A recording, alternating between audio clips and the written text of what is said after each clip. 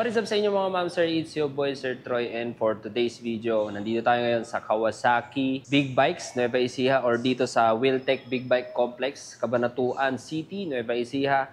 At ngayon, dito sa harapan natin, meron tayong mga bagong motor from Kawasaki, ang Ninja 500 at Z500.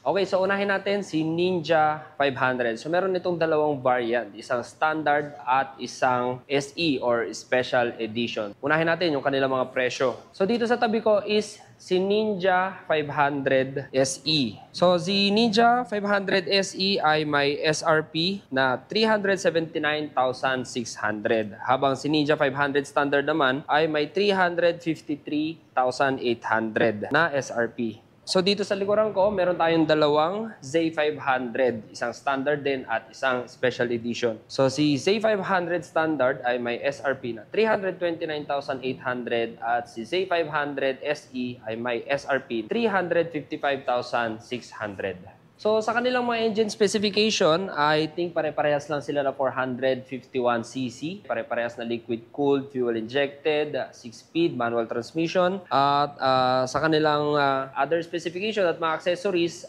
same lang din kagaya ng mga Ninja at Z400 natin, pati sa 650, ganyan. So, itong mga 500cc natin ay single disc brake lang lahat sa harapan. Kanilang mga ignition switch ay puro mechanical key.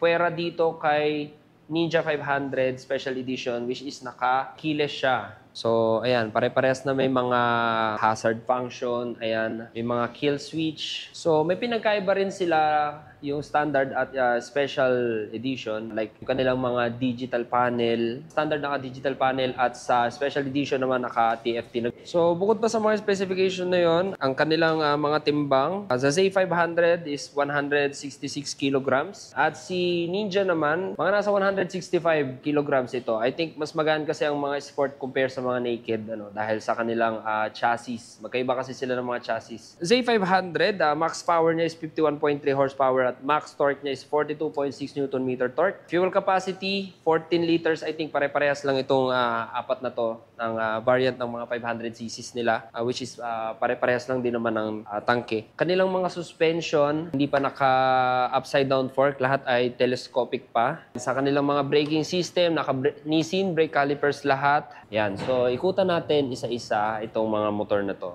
So, ito si Ninja 500 Standard. So, meron lang siyang konting green and everything is black na. Ayan. So, ABS yan, front and rear. Same lang din sila ni SE ng exhaust. Ayan. Same disc brakes. Magkaiba lang sila sa kanilang mga kulay. Ayan. Ito kasi naka-mechanical key, tas naka-digital display pa siya. And ito namang si Special Edition, keyless and TFT display na siya, which is colored na. Unlike dito sa isa, is black and white pa siya. So, ganun din dito kay Z500. Yan, mechanical key, digital display, mechanical key, naka-TFT. So, sa mga ilaw nila, meron din silang pinagkaiba. Like si standard is naka-bulb type pa, pero LED na yung kanyang headlight. At yung kanilang mga special edition ay all LED. Ayan, iba na rin yung design ng kanilang mga tail fender. May pwede pang paglagyan dito ng sticker like reflector. So, ito pala, si Z500, ayan, itinerno nila yung kulay ng mugs doon sa kanyang chassis or sa frame. Pati dito sa fairings na nasa face niya, no? Ayan, ang ganda ng kulay ng green. So, yun nga lang ay telescopic fork pa sila. Okay lang din naman dahil I think 51mm naman yung kanilang mga suspension. So, ayan. Ganyan din kay Ninja 500. Kanyang mga turning signals ay bulb type pa. Pero sa headlight at brake light, naka-LED na. And then si Ninja 500 SE, all LED na. So, si SE, meron siyang slider and si standard, wala. Same din kay Z500 SE, meron siyang slider. At sa standard naman ay wala. Yan. So, tingin ko yan lang ang vlog natin for today. So, yan po ang Ninja 500 at Zay 500. So, kung nagustuhan niyo yung vlog natin, please like, comment, share, and subscribe. And hit the bell notification para updated kayo pag may bago tayong video. So, ride safe and see you on my next one.